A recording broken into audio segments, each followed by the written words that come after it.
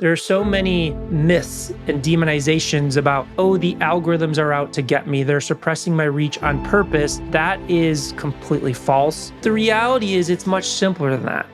It's pure storytelling.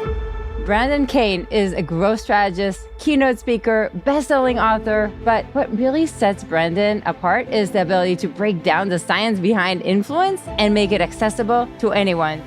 I saw a lot of the mismanagement and waste that was going on with the type of content that these major brands were advertising. I figured there's got to be a better way to do this. How were you not afraid to go after a technology thing? It can get really overwhelming for entrepreneurs. The blessing of a true entrepreneur is they have no idea what they're getting themselves into, and yet they still get into it anyway. Stories over the course of civilization has built everything that we see. Yet social media feels like this completely different thing, but it's just another medium to tell stories. Now, the difference is... Brendan, thank you so much for being here on the show. Thanks for having me. It's a true pleasure to connect with you and everybody that's tuning into this. I love it. So, Brendan, I have to take you a little bit back to the beginning. You grew up in Chicago. What it was about your childhood that first sparked that interest in media or communication or psychology? Like, what sparked all of this? Well, I would say that and obviously it comes from looking back now. Like, I don't think I recognize it or realize it as I was growing up. But one of the things was I absolutely just loved movies as a kid. Like, that question you ask little kids is like, what do you want to be when you grow up? Well, my answer would change every time I watched a movie. So basically, if I watched a movie about firefighters, I wanted to be a firefighter. If I watched a movie about a detective, I wanted to be a detective. It didn't matter. It was like, it would always change because I would get so inspired by the experience of being engulfed in kind of these stories. So as I grew older, in high school, I picked up a camera and started making just videos of our friends. And then when it time to go to college, I was like, well, I want to tell stories because I just loved that process of watching movies so much that I wanted to figure out what does it take to make a movie. So that's how I kind of got drawn into kind of that passion. Oh, that's incredible. So and again, what about, again, you made some bold moves in the early age, because is that why you decided to go to Hollywood? Because Hollywood without any connections is actually really, really scary. Is that why you decided to get there? Yeah, so initially I went to film school. I wanted to be a film producer. I wanted to kind of understand the business aspect of it. So the interesting thing about going to film school is they don't teach you anything about business. So while I was going to film school, I started creating my own companies, which were internet companies, because it was the most cost-efficient way at the time to build them. But then, as you mentioned, when I finished my schooling, my college, then I moved to LA to pursue a career in film. So this was around 2004, 2005. And yes, like everybody, I would say one of the good things about the film industry is they make everybody start at the bottom. So like nobody gets past working in the mailroom or making copies or, so I was like jumping from set to set. I was, making deliveries. I was making coffee for people. But obviously with that, like you don't want to be stuck doing that for so long. So I needed to find like what was my kind of edge, what was my way that I could stand out. And my goal at that time was, how do I get in contact or on the radar of the head of the studio or directors or producers, things of that nature. And when I had the initial opportunity and people would ask me, well, why did you, move to LA to pursue a career here? And I said I wanted to be a film producer. You could see everybody's eyes glaze over. Now, it's not as bad as wanting to be a director or an actor, but you're still like one of a million people with this pipe dream of kind of like trying to break in as a movie producer. So I knew that I needed to kind of find what my hook point was, my way of standing out and grabbing attention. So I just took a step back in the first studio I was working for, and I just kind of would analyze the environment of what was happening around me. And I noticed that every time we finished a film, there'd be a sense of anxiety and stress that would come over the office. Why? Because we would invest tens of millions of dollars into a single piece of content, one piece of content. So scary. But then it's not like any other industry where you have years or decades to build a brand. You literally have months to get hundreds of millions of people around the world to know about this single piece of content. And you're investing tens of millions of dollars more to market it.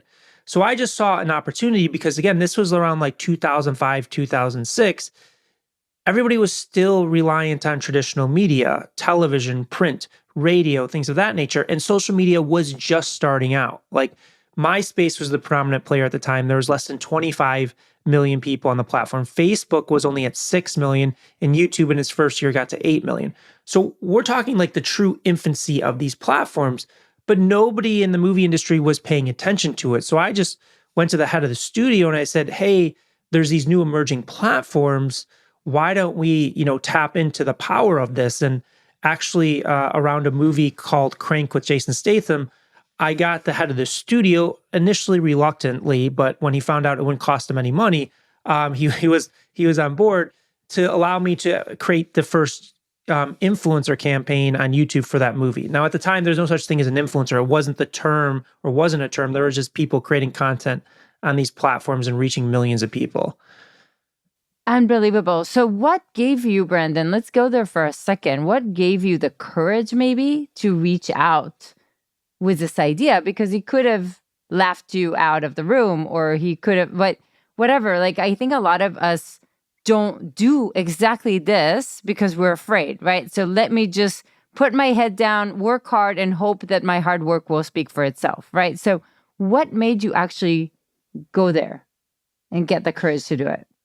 I think that there's a few things, the ways I look at it. Number one, when I'm bringing something to the table, I'm bringing it because I think it's actually going to provide tremendous value for the other person. Like I'm helping solve a problem. And I think that, I saw that a lot in the entertainment industry and I see it a lot today. I'm sure you see it and a lot of people see it on LinkedIn, for example, like the cesspool of like DMs that are trying to sell you something. Like you can read through it super clearly. But I think when you come from a genuine standpoint of like, I actually can solve this major problem for somebody, if I just put it in front of them and it's going to help them, I think number one, kind of that looks at it. And then two, I just have this relentless nature of I want to become the best person I can be. I want to build the best things. I want to work with the best people.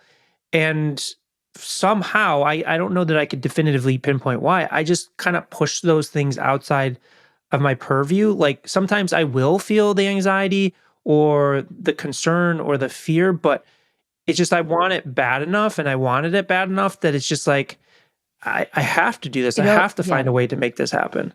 I love that because it's come from a very honest place. So in full integrity. So I think that fuels you, right? But so take us to that movie because now I have to hear like how it went. So you got the volunteering position. What happened? Yeah. So again, at the time I was doing this, I was still at the bottom. I was making copies, deliveries, but I started to get invited to meetings. So I got invited to meetings with the directors. So for that movie, it was two directors that also wrote the screenplay. So it was like kind of like a duo. And basically what I did is I just cold DM'd, as many kind of like the top YouTubers. And again, it wasn't even called YouTubers at the time. This was 2006. But I just said, hey, do you want to interview a movie star? And I got 5 to 6 responses of some of the biggest ones, people that were generating millions of views, and had them engage with the cast, the directors. And from there, the movie, so this was a lower budget film. So I believe the budget was around like 12 to 14 million dollars, which sounds like a lot of money, but like when you talk about an action movies are typically like over $100 million. And then we didn't have that much money to market it. So through these efforts, we were able to generate millions and millions of views and, a lot of awareness for free compared to what we were doing in other traditional medias, but also it felt unique and different to it. So the movie ended up grossing like 45 million at the box office, which again, it doesn't sound like a big number, but in relation to what they spent was a lot. But also back then, DVD sales were a big portion of revenue, where today that's gone. So most movies today are really relying on that box office and they do get streaming revenue, but it's not like what it once was, where like At one point in time, it was like 60% or more of the revenue would actually come off of DVD sales and DVD rentals. So it was wildly successful to that. And then also it was kind of interesting because the actor Jason Statham had invited me to his house to kind of talk about like what does media mean for him? How should he pursue it and things of that nature. Now, like again, I'm some kid that's running around making coffee and copies, and I'm being invited into kind of an A-list star's home to talk about these things, or being included in conversations with studio executives and directors and things of that nature. So it was a really transformative experience for me just getting started in the industry. I mean, it definitely got their attention. Like it's clearly moved the needle. So what happened next? Like now I need to hear the story. Like how from that you got to, generating million followers in 30 days. Like what was the path from there to there? So then, so I got promoted and I got to create the first social media division for the studio I was working for. And obviously, through that process, I worked on like 18 different movies over that time span. But I also started to kind of get a little bit bored with it because people see the movie industry and they think it's like this super creative process. And it can be if like you're a director or an actor or screenwriter, but when you're working in a studio, it's literally just another corporation. So there's a lot of talk of wanting to innovate, but not a lot of that happening, because there's a lot of political red tape and things of that nature. So I actually at the time, so when I was working at the studio, I noticed, MySpace got acquired by Fox for $580 million. And I wanted to understand, well, how are they going to monetize these platforms to justify that amount of money? Now, today, like acquiring a social media platform for $580 million feels like nothing, but back then that was a massive, massive step. So when I was doing my research into it, well, I noticed that they weren't really making a lot of money because they were relying on banner ads and putting it on people's profiles. This wasn't like Facebook or YouTube or TikTok today where they had their own ad platforms. That didn't exist back then. But what I did notice was happening was like on MySpace, for example, for those of people that use MySpace back in the day, and it's pretty outdated at this point, but it was all about customizing your profile. I want to put the things on that profile that represent me as a person. So they would put movie trailers, Nike posters, Prada posters, whatever the products and the media they connected with. Yet the amazing thing is MySpace wasn't making any money off of that. So I built a technology layer where people could take those assets, put it on their profile, and the person putting on the profile could earn money from that because it was peer-to-peer marketing. But then it would give the opportunity for MySpace to get a cut of that revenue as well. So it was kind of the first iteration of what influencer marketing would become. And I ended up licensing that technology to Viacom and MTV, and we did several different tests. We worked with like Lionsgate, MGM, Vice Magazine, Rock Band, the video game company, Yahoo, and the fascinating thing was like it was outperforming every other asset, like media or advertising asset, by like 10 to 1.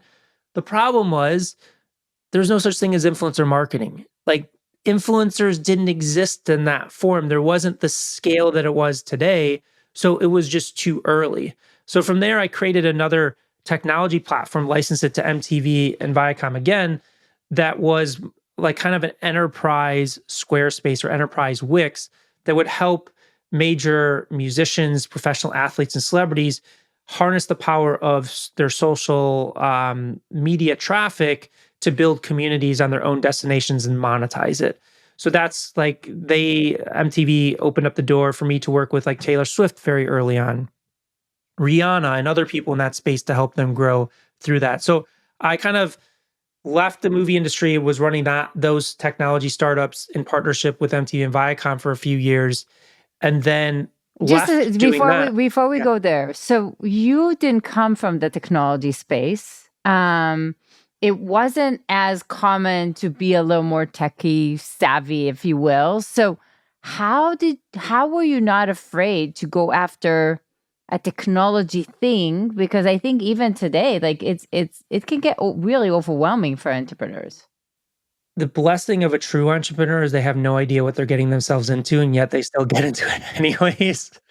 So so looking back on it, yeah, it's a pretty daunting task and to kind of think that, but I was just like, "Listen, I'm just gonna find coders to help me put it to life and put it together." And listen, that's challenging. Anybody that's worked with developers back in the day, it's not as easy as it is now with AI and things like that. It's challenging dealing with developers, getting them to do what you need them to do, finding the right people you can trust, and things of that nature. But again, it's just like sometimes I don't think that far in advance. It's just like this seems like something that needs to be built, so I'm going to go out and figure out how to build it. How did you even sponsor it? Like, did you raise capital? Like, even just Yes. paying for So these? the fascinating thing was I for the influencer technology platform, I went to the head of the studio that I was working for because I was still working for that studio, and I said, "Hey, I have this idea."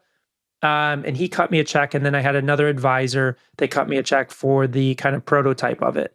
It wasn't a lot of money, but it got enough to build the prototype that we could go in and pitch people. Now, I think one of the things that definitely pains me to look back on is I had the ability when Facebook was in a single building and less than 400 employees to sell the patent applications to Facebook, but I licensed it to MTV and Viacom instead. So I'd probably be in a much different position, and we'd be having a much different conversation right now if I went that other route.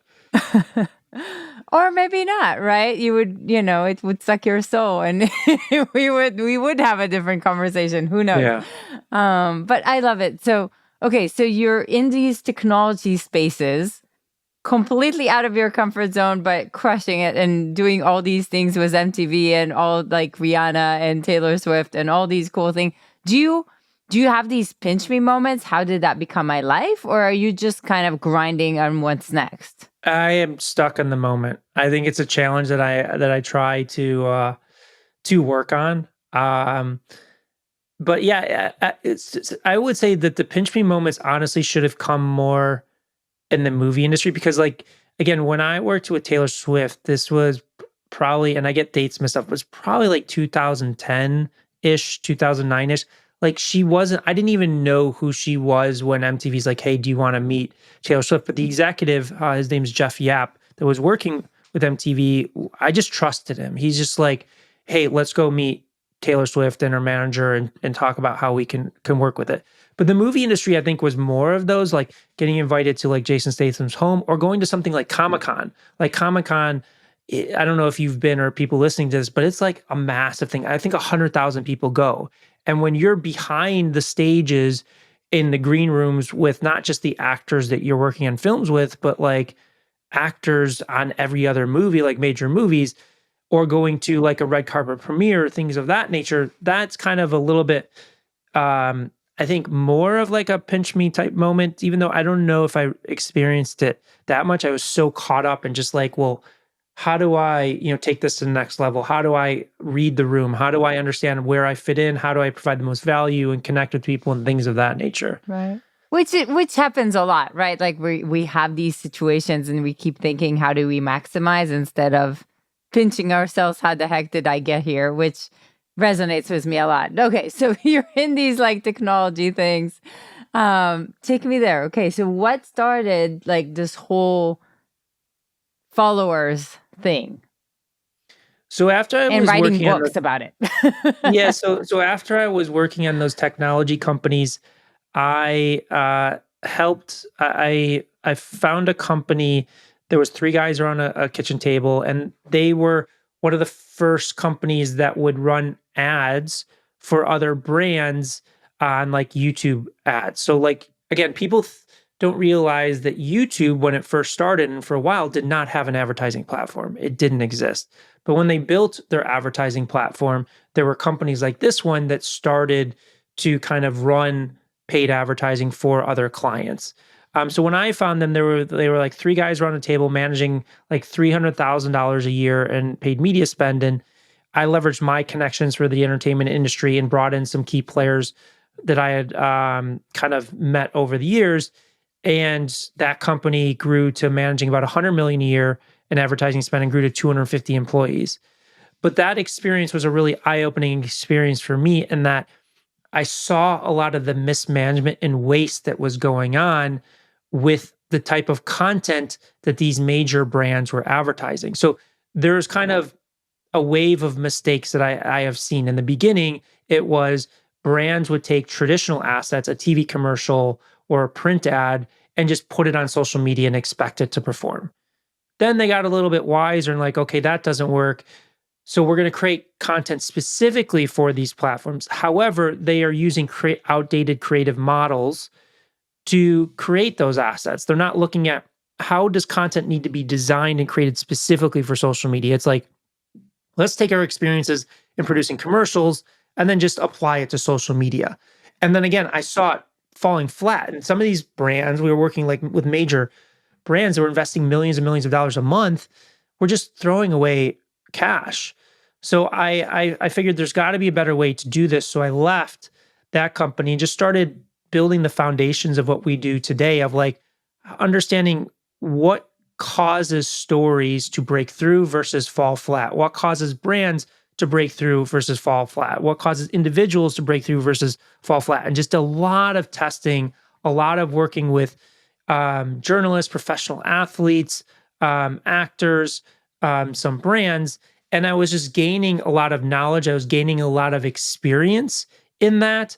And then, kind of the ideas, came up because I wanted to share this knowledge because I knew it worked, but you would always kind of get this feedback of, well, yeah, Brendan, it's great. You made it work for this, professional athlete or this celebrity or this journalist. It's not going to work for me. And then it just seeded the idea in my head is like, okay, well, how do I prove it? And I was always inspired by Tim Ferriss's The 4 Hour Work Week as like a hook and a book. And I was like, well, maybe my way to do this, to share this knowledge, to prove this is capable is to write a book. But I knew like from all of my experience, like I needed to find a way to stand out at the highest level.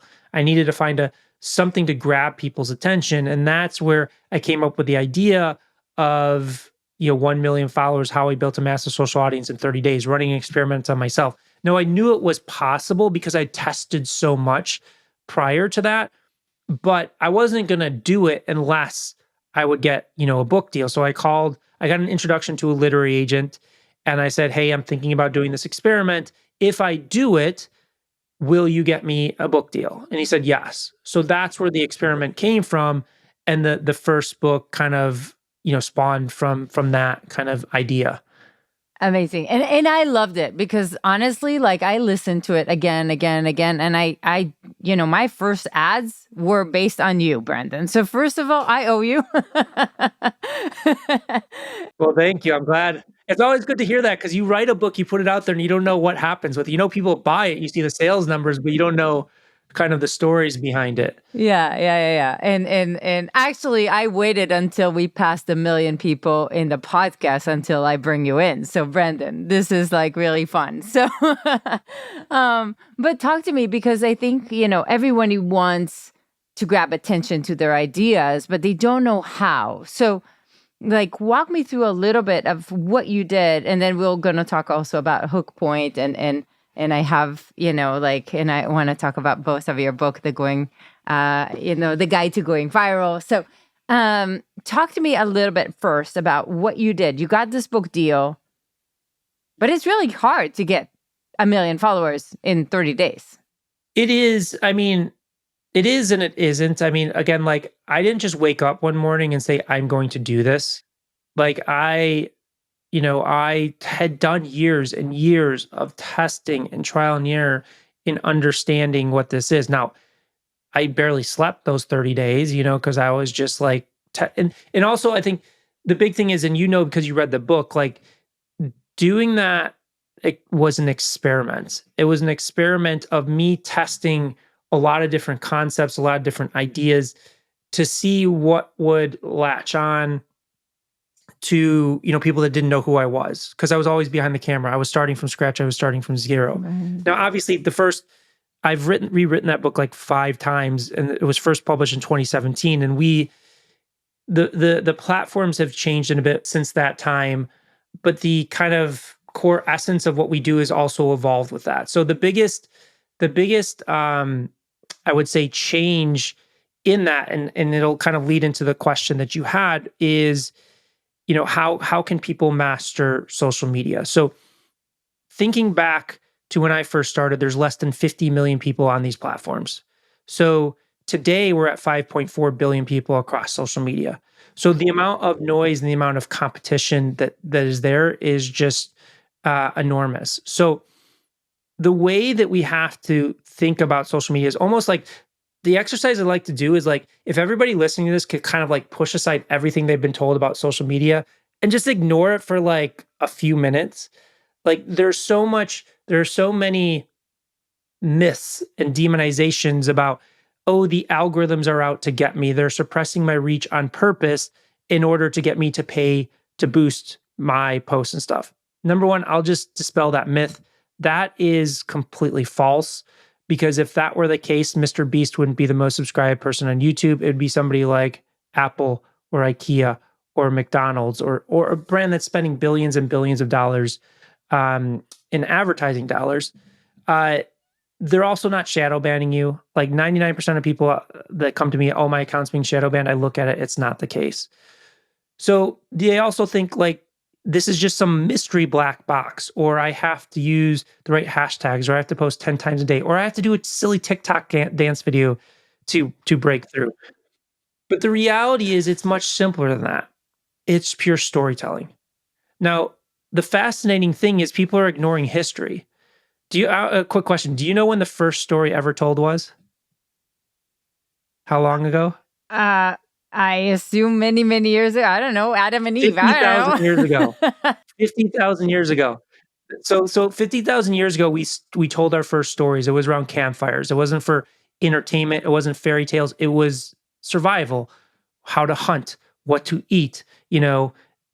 Stories over the course of civilization has built everything that we see. Everything that we see around us today was built by stories. Yet social media feels like this completely different thing, but it's just another medium to tell stories. Now, the big difference is every single one of us has one of these in our pockets. So, and I'm pointing to a phone for those of you just listening in, is that it's democratized communication to the masses. If you think 25 years ago before social media, like how did any of us reach the masses? Well, most 99.9% of us couldn't.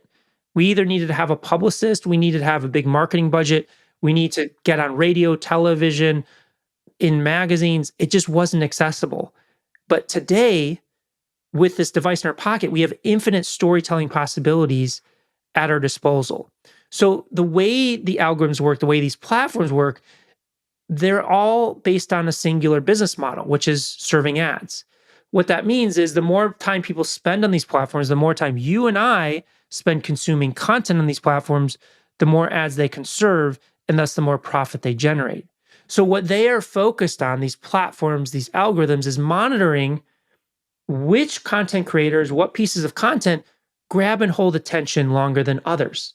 And if you can master the art of a story, which is the most effective way to grab and hold attention, we've been telling them for 50,000 years, that is where you can excel with social media. And that's why I say kind of push everything to the side of kind of what you've heard. And if you just simplify it and just kind of think, well, how can I tell the most compelling story? And listen, it's very simplistic in nature, but it's not easy to master. It's very in depth, and we can get into kind of how we look at that in a second. But that's really kind of what causes people to succeed or fail on social media. Right. And I love that, because when you started talking about the campfire, and I absolutely agree. Like, I mean, the entire Bible was created from stories. Like, the entire history was created from stories. Like, people wrote stories on, I don't know, caves in Egypt, right? Like, there's like stories everywhere. But I feel like we had more patience. So as creatures, we were able to sit for an hour and hear a story. And now it's like this. But then you said something really, really interesting. It's not just about getting the attention, it's holding the attention. And I think this is where I think a lot of us, even if we understood hooks, we don't know how to continue with the hook. And anyway, so I want to hear more, because then you had this second book, which is Hook Point. But yeah, I still want to hear how you got the million, and then how does that translate into Hook Point and going viral? Yeah. First, I think you said something really important that I want to just call out for a second is yes, we will live in a world for micro attention in terms of grabbing attention. But once we've grabbed it, people are willing to stick with it. Like we're on a medium, we're like 30 minutes in. People listening to this have spent 30 minutes with us right now. You think about like Netflix, when Squid Games comes out, somebody will sit there, not just somebody, a lot of people will sit there on a Saturday and binge watch for 7, 8 hours. So we live in a micro attention world from like grabbing it. But once we grab it, if we do an effective job and we tell a compelling story, we can, harness that to get people to pay attention. Now, in terms of how I built 1 million followers and kind of how we approach social media to tell effective stories. So at Hook Point, we built a creative model from scratch, and it started from the process pre-generating 1 million followers. But essentially, the core element of it is we look for what's called storytelling formats. So if you think, so I started my career in the movie industry, which we've talked about. If you think about any movie that you've watched over the past 100 years, they all follow the same format. It's a 3 act structure. It doesn't matter if it's Indiana Jones. It doesn't matter if it's the movie Halloween. It doesn't matter if it's, a World War II movie. They all follow the same 3 act structure, the format. Now, in social media, there's thousands of these formats. So at my company, Hook Point, we've literally spent 15,000 hours researching. We have a research department. It's about 15,000 hours, and we've identified 500 formats that we've researched. So to give you some examples to kind of put it, to connect the dots. So I'm going to give examples not as recommendations for people, but recommendations that people have all seen. So one is man on the street. So you approach a random stranger on the street and you engage with them and some story unfolds. So some examples of that account, School of Hard Knocks. They approach successful people on the street, ask them, well, how did you make your first $1 million? They've generated 1 billion views with that format. They have 500 videos with over 1 million views on it. Then you have somebody like Body by Mark, where he approaches fit people on the street and asks them, hey, you're fit. What do you do for your exercise? Or you have Alex Stemp, who we've done some work with, who's a photographer and offers people for professional photo shoots. The reason I give several examples of that, when we say the word format, it can be used for any industry or any sector. It's just the structure. So if you think about story is kind of like the soul, and the format is kind of the skeleton. So you can put different stories and different souls into a skeleton. Another example is the school of, or is the called 2 characters, 1 light bulb, and it's when the same person plays 2 different characters. So it's typically used to break down common misconceptions or myths about subject matter. So you have Mark Tilbury that breaks down misconceptions about buying a car or buying a home. You have Erica Kohlberg that breaks down the fine print around like what happens in legal contracts, what happens when your AirPods break, what happens when your flight gets canceled. So these are examples of formats. Now, formats have been proven to succeed over and over and over again. So what we look for, and what I was looking for when I was generating the 1 million followers in 30 days, is what formats or structures could I insert my message into that give it a greater likelihood of success.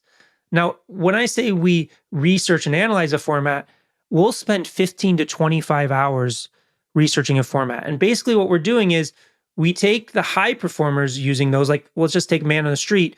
We'll look at the videos that have millions and millions of views, and we'll cross-analyze it with the videos that just don't break through, then the tens of thousands or hundreds of thousands of views. And we're doing what I was trained to do at film school, is we're looking for what are the qualitative elements that show up in those successful ones versus those unsuccessful ones, so we can get a grasp on, like, what does it mean to tell a story in that format. And I'll just say about that if you binge through some of your content, Brendan, on Instagram, that's exactly it. Like you basically show side to side, because I've been through that. So, and it's really nice analysis of exactly, and we'll put your socials below, but it's a really beautiful analysis of why some things hooked and worked and some things didn't. And it's so great to see the little things. Like, it can be so subtle and so meaningful. And I love seeing that. Like, it's crazy. Yeah, again, when we, and especially people listening to this, if you're not succeeding on social media, like, you shouldn't take it personally. It's not about you. It's not about your message. It's really about the way that you're contextualizing the message that's not causing it to break through. Like, to give a larger analogy is like, how many movies have been made about World War II? Hundreds. But there's some that just completely break through and there's some that Right. completely flop. It's not the content of World War II, it's the context of how you tell the story around that. And that's so much of what success and failure Right. is dictated on with social media, is more about how you're presenting your story in these small nuances that cause it to break through. And I love that. So, and again, I think, the whole concept of hook, we call it hook, story, offer. It's like, that's going to repeat itself again, no matter if you're public speaking or you're doing an interview or you're doing a pitch to investors or wherever you are. You always need to hook them so they don't look at the phone. You always have to lead with a story. You always have to have some whatever, CTA, whatever, or click, some ask or whatever it is that you want them to do, take action. Um, how do you look at then, that, that book became a huge success. Did you understand that it will become such a phenomenon? No, it was a lot of work. Like, it didn't start out that way. There was I had never published a book. I real quickly realized publishers don't do anything for you in marketing, Right. and had to learn book marketing from scratch. And listen, it took a few years before it took off. And as I mentioned, we wrote it 5 times and I drove our publisher crazy. And it's one of the reasons I don't use book publishers anymore, because I just would get feedback, learn what was working, what wasn't working, and then refine it. Or I would learn something new. I'd want to refine it and put it into the book. But no, I mean, I had an inclination that the hook was good, that it would, because I asked people and I tested it beforehand. But I also didn't really understand what success like would look like or would feel like, because I Right. had never done it before. And then also, I think it's a bit of the challenge that I face too, is you're always benchmarking yourself against the top 1%. So you're always Right. thriving for the next level, the next level, the next level. So definitely no, I obviously had an inclination that it would do well based upon the hook. Otherwise, I wouldn't have tackled it. But yeah, it's hard to kind of know exactly what Right. success really looks like when you've never done it before. So maybe to like, if you can recap for just a little bit, because I have a book in the making, so I'm just curious. Uh, what is a book marketing look like, just for like in a short? Because I know that's not what we want to talk about, but I do want to No, hear a yeah, little we bit. can talk about it for sure. So I just want to preface it by saying, like, I've taken a completely different approach. So a lot of people rely on book launches, which I think you should do if you have the means and the resources or knowledge to do it. I still haven't mastered a book launch. I've always kind of built my marketing engines from a standpoint of, I want it to be always on. Like, my books sell more copies today than when they first launched, because we create these sustainable engines. So a few things. One of the things that stood out to me with my literary agent is, he said, you've got to seed as many copies into the market for word of mouth to take over. And he said it was around like 20,000 copies that you need to get into the market in order for word of mouth to have a chance. Like, the book still has to be good. Like, that's the biggest thing. If the book's not good, then it's going to be an uphill battle regardless. Uh, the challenge is the average published book sells less than 10,000 copies. So 99% of the books out there don't even get to Get that to the threshold. 20,000. So one of the approaches, and this is more of a recent one, and it's challenging for books that are with publishers, is I just give away as many copies as possible. So, like, the Guide to Going Viral, for example, my latest book, I've probably given away 80,000 copies of the PDF. And people listening to this can go to just hookpoint.com/leap if they want to get it, or they even want to see if they're thinking about publishing a book of how I do it. Uh, Thank and I you, push a lot of Brandon. We love gifts. We love gifts. Listeners, I want to hear you. Like, send us an email. Tell us that you got it. Tell us if it's exciting. Like, we want to hear you. So, yeah, thank you, Yeah, so Brandon. This it's is so everything that fun. we've talked about today is detailed in that book, hookpoint.com/leap. But uh, I have focused on like, how do you, so there's a lot of things I've tried. So getting as many copies into the market is one strategy. I would say Amazon ads is another great strategy. It's a very powerful tool to drive sales, because people are in Amazon to buy stuff, and when they're browsing books, you can compete against different titles and things like that with ads. The one thing I will say about that, and just book marketing in general, and I'm pretty sure you're probably following this, but books, typically you're not going to make money off the book. It's what comes after the book. So that's a big part of like, how do I turn our books into a lead mechanism for us, that it drives business so that you can keep reinvesting in the book marketing? Where I think a lot of people, and I missed that point for the first book, the first few drafts that I published, is I didn't fully wrap my head around it. But the more you can make it more sustainable to market and push copies into people's hands, the more likely it is to take off. And if your book is really good, it can make money on its own. But I would just not go into it thinking about it in that way. And then as much as you can do with speaking, podcasts, things of that nature, to get the word out there. So those are kind of the elements that I've kind of played with, that's allowed us to be successful. Incredible. And again, thank you. So let's talk about it. So you're that story, 1 million followers, becomes a phenomenal. You, I think, then put Hook Point, or now I'm not sure like how you look at the order of things, but So 1 million followers came out in 2017, and I updated it several times. I think the last update was 2020, 2021. Then I published Hook Point: How to Stand Out in a 3-Second World around 2021. Just released a new version of that the end of last year. And then the Guide to Going Viral came out at the same time as the re-release of Hook Point. And that's another thing, like, if you look at me, I am not a traditional author. I just throw stuff out there and I test, and I'm like, I am messy with it. But like, that's why I want control over my books, is like, if I want to change like an entire chapter or entire section, I just do it. I just do it versus a publisher. And I'm not recommending that for anybody. It's not like, it's not the easiest, and it's not a painless path to do it. It's just kind of the way that I'm wired. I'm a marketer and I'm analyze data and stuff. So I kind of make those rash decisions to kind of change things up often. right. But I think it's really critical, especially for the topics you're writing about, because I feel like maybe not, but I feel like maybe it's changing also. Like, I think everything around things, what does go viral, what doesn't go viral, what creates hook, what becomes people got used to. So now you need to change. Like, I feel like it's changing. Maybe I'm wrong, but Brendan, how do you see it today?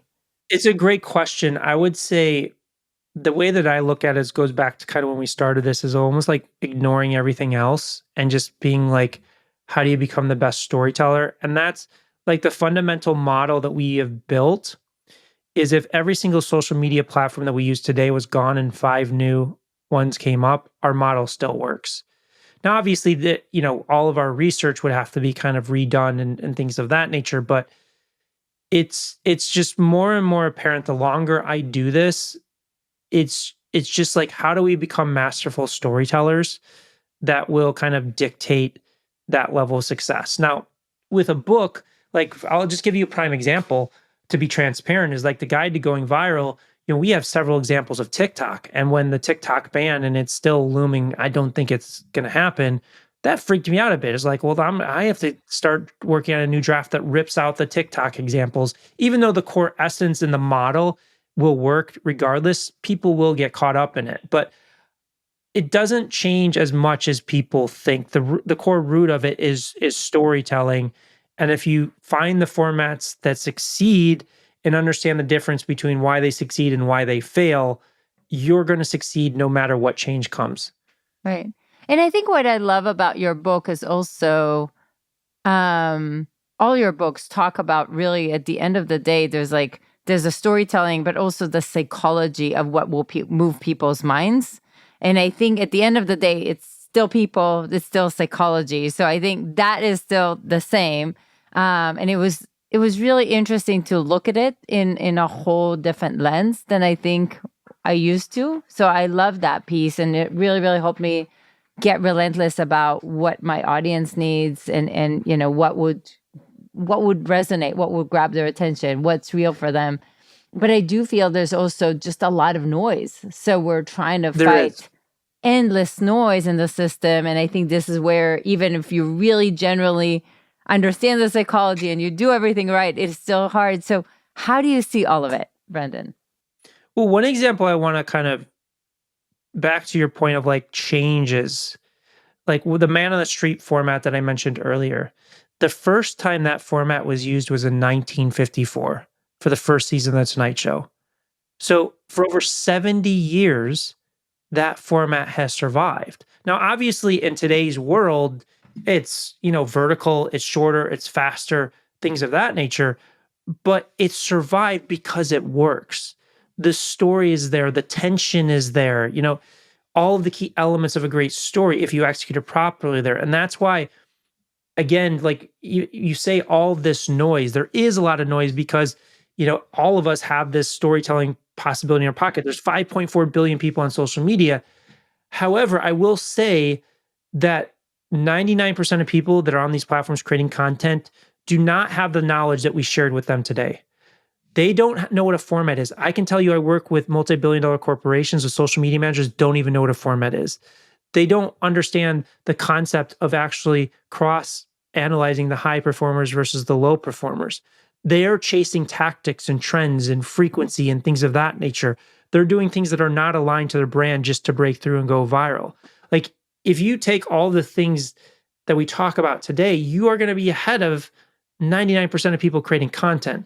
And that's where, again, you're going to succeed. And I'm sure people can experience this also now in the world that we live in of, back when you and I were watching TV, there wasn't like streamers. You didn't have Netflix investing billions of dollars of content. We maybe had, I don't even remember, but I think when I was younger, up until to my teens, like I think we had like 50 channels to choose from. I don't know. I was Like, stuck on Sesame Street, but yeah, go ahead. yeah. But you think about today, how much content we it's have crazy. between Netflix, Disney Plus, Amazon Prime, cable, all of these things, all the movies. But what happens? The best rises to the top and everything gets pushed aside. And what's the common theme with the best? They're great stories. People latch on to those stories. So it is a very noisy world. It's a very saturated world, but I can definitively tell you, you can still win. You've just got to put all these elements together. Can you win in a low cost environment? Because again, walking on the street, you still need a camera person. You still need whatever, like it's still logistically maybe. And like, how do you win for people who are listening and they're saying, you know what, I'm trying to rise above the noise. I'm not getting interviews. I'm not getting whatever. Like, even if I want to start something, it's scary as heck. They're just kind of in this, like, I don't even know what to do. And I'm not going to walk around on the street with a camera person. Like, how do I get a chance? 1000% you can do it with no budget.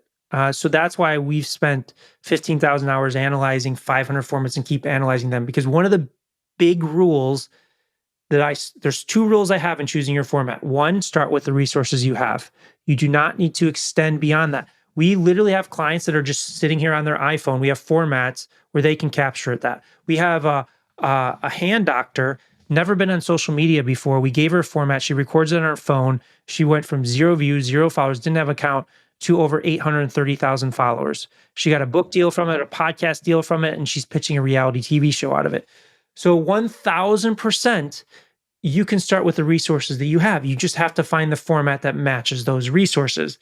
And then the second rule I have is you have to find a format that feels authentic to you, that you love, that you're excited about, that you want to create. So this is not about how big your team is. This is not about how much of a camera that you have, how much your advertising budget is. It's pure storytelling. Right. Oh, I love that so much.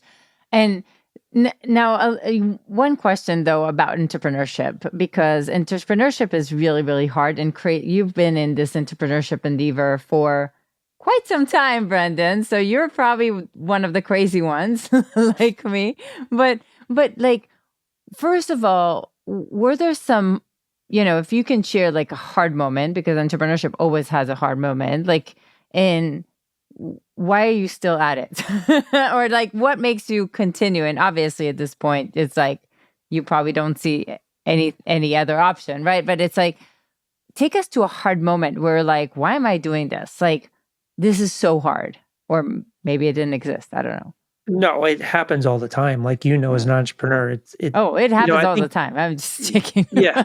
I mean, I think that I think the harder, I think it's a little bit easier when it's just you. But then when you have employees, you have payroll, you have burn, like those are the challenging times when you're figuring out, how am I going to cover payroll? Like, we don't have enough money for it. How are we going to do that? Like, what are you going to do? Like, or this client left, or this employee left, like, or there's businesses that are part of that just ultimately don't work.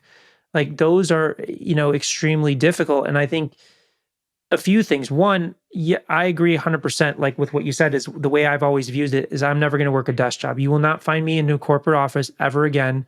I will not do a regular job, even though being an entrepreneur, you work twice as many hours as a regular job. Right. I just won't do it. I have never given myself permission or the option to kind of think about that.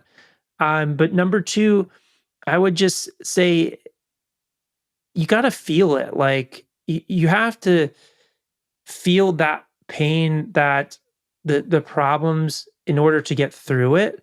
And I will say the more times you go through it, the easier it gets, because you have that experience, you kind of know what you're doing. But if you try and bottle it up and just say, "Oh, I'm going to push this aside," I think it eventually eats you up. I don't know if you found it different. Oh, in the middle But of the night, it comes back big time. yeah, if you just try and push it aside. So I think it's kind of managing it. And the big thing about me is I've invested so much in my personal well-being of going to therapy, doing different types of things from a mindset perspective, because it's entrepreneurship is a professional sport. It's just a professional sport that goes on and on and on and on. It's not like a regular professional athlete where you go 5, 10, 15 years most and then you retire. Like this is the ultimate endurance sport that you're gonna be in. Oh, I love that, Brendan. Thank you. Thank you. Thank you for sharing, because I think this is really, really important. And I will always say to listeners, if you're happy as number 2, 3, 4, 5, please do be 2, 3, 4, 5, because honestly, I feel it's always going to be easier than number 1. Yeah, So I if mean, I you wish can, I had that in me. It's an yeah, easier life, and it's an they're easier like life. those people are super valuable, and you can get super rich doing that. Like if you find the Yeah. right company, and like Oh, yeah. you get with the right entrepreneur or the right company, and you contribute, like it's an easier way to do it, and it's extremely valuable. Right. Yeah. And again, you can always build portfolio career on the side, which is what everybody does now. So, try to so if you don't have the bug, go for it. But anyway, Yeah.